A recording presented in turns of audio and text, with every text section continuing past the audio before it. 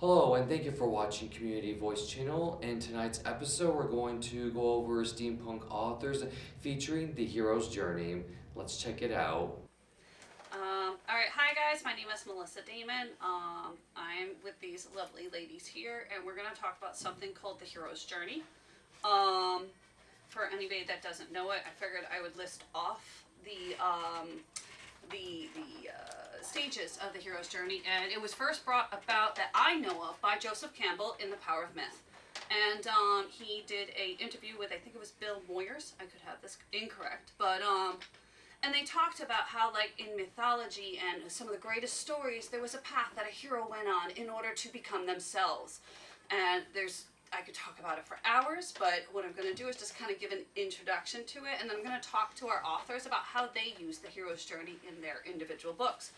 So the stages are the call to adventure, the refusal of the call, the mentor, crossing the threshold, challenges, abyss, death and rebirth, transformation, gift or reward, the road back, and returned changed. Now, one of the things that I love to pass on is that Joseph Campbell had a huge fan that really liked his works, and he had several thousand of them. But one particular person that I'm sure everybody here would get a kick out of was George Lucas, who sat there and heard about these steps and said, oh my God, this is perfect. I'm going to use this as my recipe to write a book. Well, we all know what that book was. It was Star Wars. He wrote not one, but 3. And in them, he talked about, the first book was introducing the characters. The second book, he went and he took them and put them in their most dangerous situation possible. And then he said the third book was to watch them scramble out. And if you've seen all 9 of the Star Wars, you'll see that every single one of those have those. So I'm going to ask you guys individually, one by one, how you think the hero's journey is displayed in your story. Esther, I'm going to start with you. Great. Okay, well, in my series, The Black Phantom Chronicles, I had very much somewhat considered classic hero's journey with Arson, who he starts out, he wants to do great things and help people, and he goes off and he finds it's more difficult than he imagined, and it's not all black and white. From there, he realizes that he can't ever be the hero. Because there's things called you want your self-glory and stuff like that, and and it gets in the way of everything of your comfort zone or your this or that. But eventually, and kind of along the lines of the hero journey, he does find himself, let's say. But I think I threw in a few cogs. Kind of like Frodo, everyone thinks he's going to be the one to toss the ring down. He's not the one to toss the ring down. Gollum winds up tossing himself in. You know, that. Right, that sort of thing. Yeah. Right. No. Right. So, yeah. Absolutely. And one of my favorite parts of the hero's journey is the what they call the climax, or the black moment. That's that moment, like what you said with the ring, where, everything's lost and there's no way and they're done. They got nothing left. And then they just there's that pause. And every book has a wonderful pause somewhere in it. And they conquer. They make it through, and it's something that we go through in our entire lives, where we're always going through the hero's journey. Yeah, we might not have like a lightsaber or a sword or whatnot, but we're each going through our own hero's journey now. So that's pretty awesome. Thank you. You're up. What would you like to do? Well, so it's interesting. I followed the hero's journey fairly closely for my first book, which is a young adult post-apocalyptic. And yes, you can find the mentor character, and you can find the refusal of the call, like, very typical young A, actually. I don't want to do what they're telling me to do. But I think with my subsequent books, it's the hero's journey is so deep in most of our psyches that we incorporate it without even thinking about it. So I didn't deliberately reference it for my epic fantasy novels. But it is there when you stop and look, especially as you're saying, that moment of darkness where you're trying to kind of get everything together, and they're at their darkest hour and suddenly they have that revelation and push past, and that's what we all love about it. So. Absolutely. And I will say, I love your mentor. I've read your book. He's a Kristen, you're up. I feel that, as authors, we put our own spin on the hero. And we have, in my books, a lot of shades of gray, where with the protagonist and the antagonist, they're never one-dimensional. So you can have a heroic character, but are they truly pure and good all the time? And in a good story, no, because humanity isn't that way. So within the storyline, you're going to have those variances in character development as they're going through their journey. And I've written dystopian series, contemporary fantasy, and then my more medieval series that I'm currently working on. And within each of them, you have the evil characters that have their own shades of gray. You have your hero or heroine that also has shades of gray, because we are all fallible. So for my current series, my main character, Fia, is a very strong female character, and she has somewhat the elements of a chosen one, but she's also incredibly fallible. And I think that's part of a really solid hero story, is that you recognize those character traits, because they mirror our own, and we want that relatability, that we don't have people necessarily up on this pedestal. We want them to reflect our own faults, because that's really important for that realism, that character connection. So as we go along, I think in our storytelling, we're bringing in so many more elements that are current in our society. A lot of more social issues that become part of our hero's journey.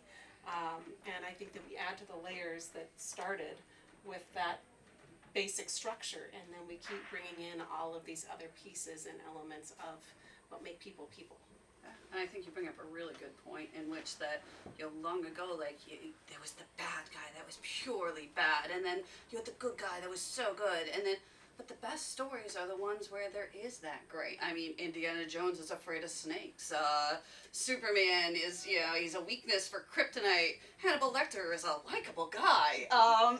So having that realism that, the reader doesn't want to feel alone, and that's why they're drawn to books, is to get rid of that loneliness, even if it's just for, a certain amount of time, and to go into a world that isn't their own. So, yeah, having those characters, absolutely. You are up.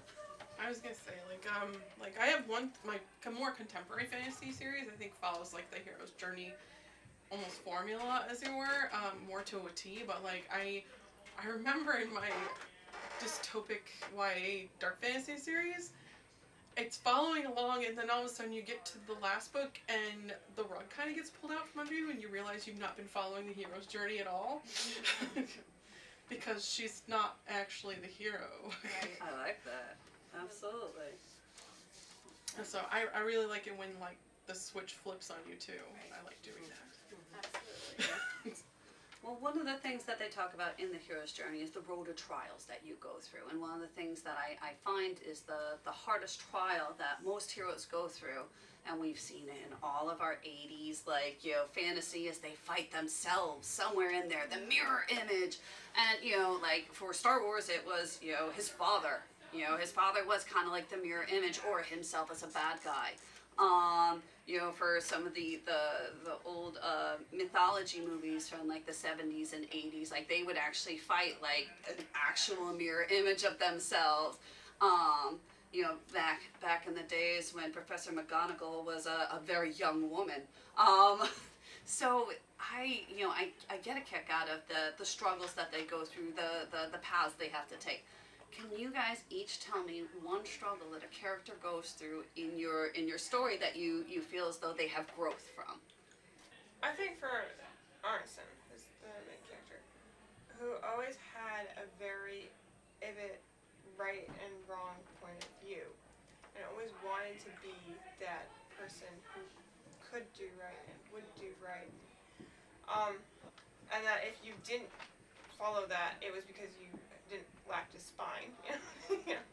One of the biggest struggles for him is finding out that he can't always do right, because there's so many different things muddled into that, of whether it's a different side that wants to annihilate this side for various reasons, but they have their reasons. Annihilating anybody isn't good, but the basics, and this side is like, well, we have to defend ourselves, and the only way to defend ourselves is annihilate that side. Then where's the right?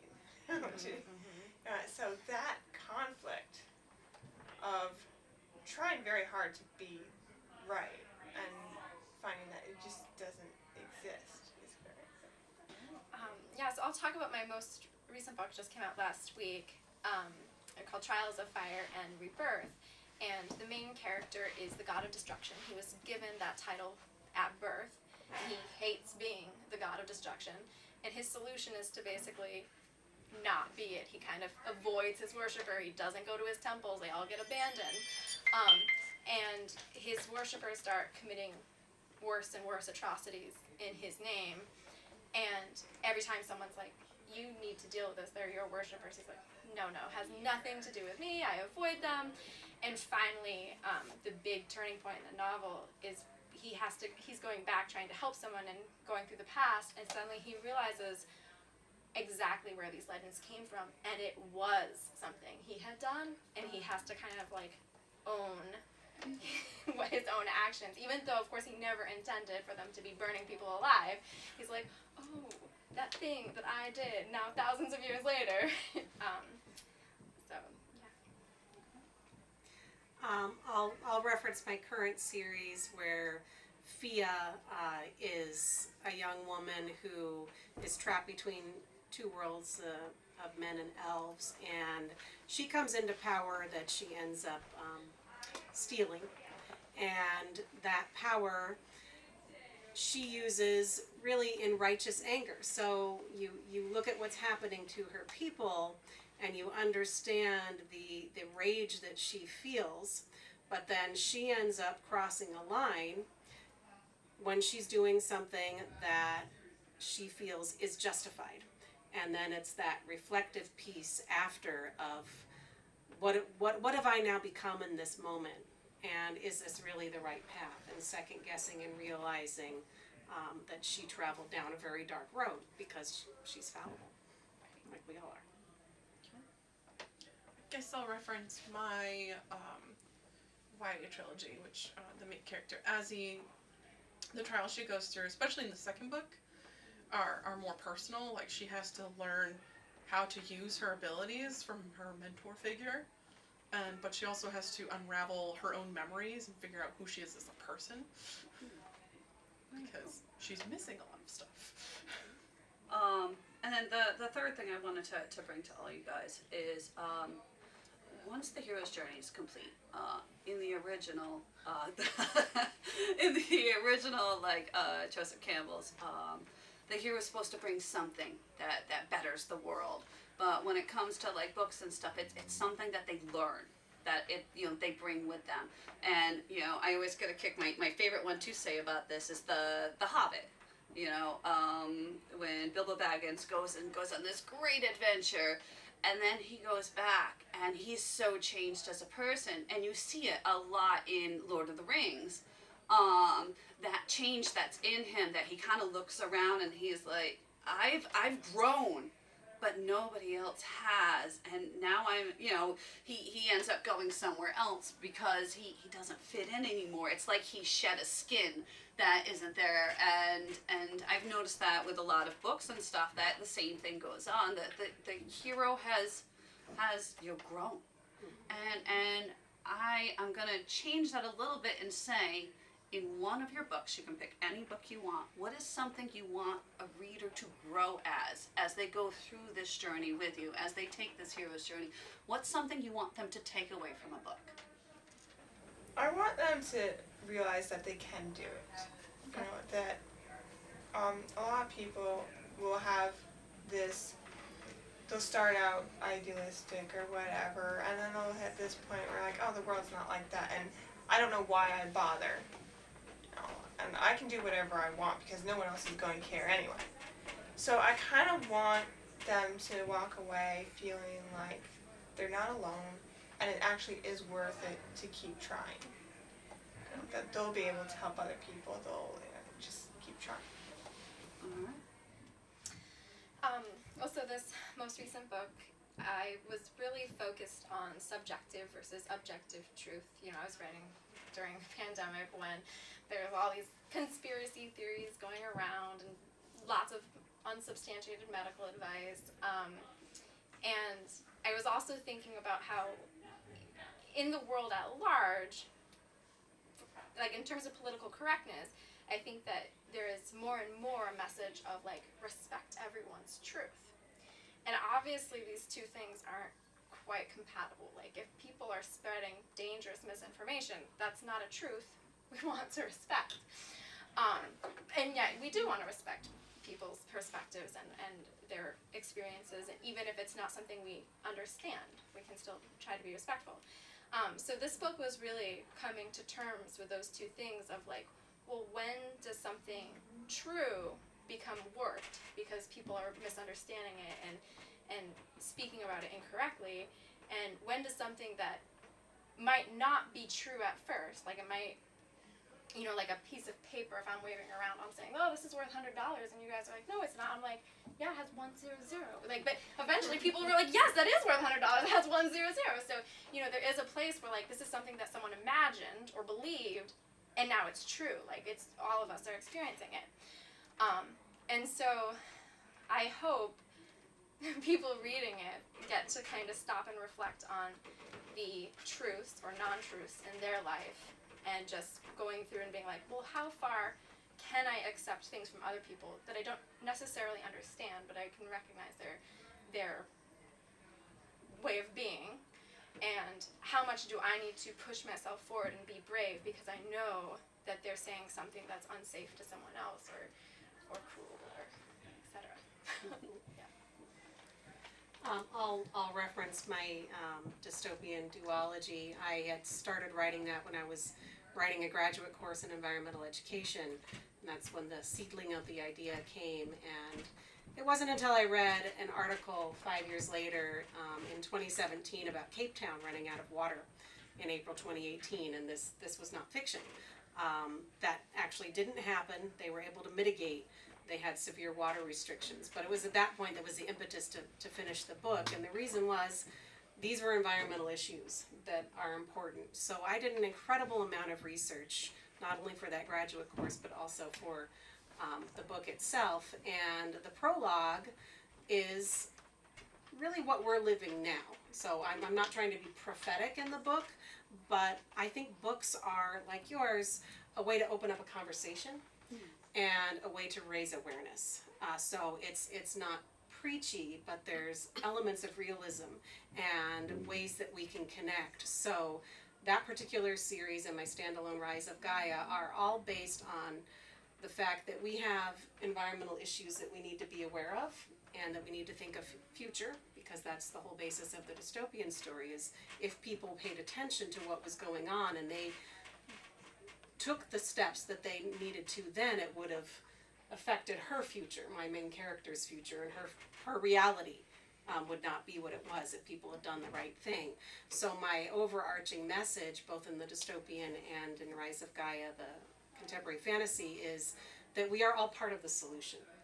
And that's what I want readers to come away with, is to be aware of what's going on and to know that the small actions that we take collectively make a difference. So that hopelessness that you're talking about, we need to try to step away from that and acknowledge that if I'm doing something and I spread the word and educate others, then they may be doing it, and then we can create a positive movement and positive change. I think for my books, what I stress a lot with my characters and my protagonists in general is like I try to create characters who have high empathy. I think that empathy is a great way of not only understanding people who are different than us, but like people that we might first consider our own villain. Like that ability to connect with others, to empathize, to walk a mile in their shoes, like that understanding of the other is something that I hope the reader takes away, and like seeing those connections that can emerge when you try to empathize with those around you. So the next question I have is not going to be in order. You're off the hot seat. It is whoever wants to answer it and whoever wants to add on to it. Joseph Campbell talks a lot about like the hero's journey, obviously, and you know how it's been in our world. Like you were saying, it's ingrained in us. How do you think that the hero's journey and young adult books in general, or not even young adult books in general, the adventure books in general, the taking of the adventure, helps the world today? I mean, there's people that will tell you that music and art and books that aren't teaching things are rubbish, they're waste. What would you say to counteract that? How is the hero's journey going to help people? I would say that it gives, once again, it's stories of characters. And when they're written well and they kind of become real and kind of like a companion, then when you face the flames or something, I don't know who's read Brandon Sanderson's Mistborn series, right? But you know, when Spook decides at the end of the series that the city's in flames and everyone's like, we have to get out, and he's like, no, but they can't get into the building where they can release the water, so he just rushes in and it practically kills himself doing so. And so when we wind up in hard situations, whether it's somebody's mean or somebody's just not understanding you or this or that, what in their everyday life, but there's that hero that's kind of become your companion through reading about them. They'd be like, well, if you do this, you can wind up being more like that villain. But the hero, you know, he withstood it. It was tough, but he withstood it. So then it gives you the strength. I like that. Perseverance, absolutely. I think it's a good way, like, as you were saying, like, being able to see yourself in the hero's shoes, especially if, like, the hero has those humble beginnings or those ordinary roots. You're just like, so this is a regular person. They went off and did something great. I could do that. Anyone could do that. And it's like answering the call kind of thing. Like, Yeah. it can just take one small moment, one small step in the right direction to create a movement, to be something bigger. Absolutely. And I think I completely agree with what both of you said and the empathy. But I think we could even say a book that entertains someone is worthwhile because We need that escape. we need that. Yeah, just having something that makes somebody happy that's great. Books and movies are escapism. You know, as a species, we're voyeuristic. We like to observe what the goings on in other people's lives. So if we can escape into a story, and I'm a big rereader of my favorite stories because I fell in love with the characters. I fell in love with the characters, I fell in love with the world, and I want to go back and see my friends again. Right. So I agree that you have these elements where in some stories you have an ordinary person doing extraordinary things because they can, because we can. We can. We're not powerless, but you also have escapism when, you know, you've got a lot of things in the world that you want to just take a little bit of a break from and go somewhere else for a little while. Have wings for a while. Absolutely. I love to add on I always liked the labyrinth at the end for the characters where they say, should you need us? Yes, should you need us? I think, yeah, books are very much like that, you know, when you need them, when you need that strength, when you need that moment of just reprieve or quiet or whatnot, they're there, you know, and that's pretty awesome. Any questions? No questions. I just know there's a lot more books I need to be reading. Absolutely, and you know, we'll be doing more about like the hero's journey in the steampunk ball and stuff, but yeah, we definitely want to touch on it. And I was told that these wonderful ladies here next to me, like they've all, you know, worked on the hero's journey, whether it was like totally intentional recipe, like, you know, ingredient by ingredient, or it just kind of was happenstance. But yeah, absolutely. So thank you guys so much for joining us. Thank you. Thank you.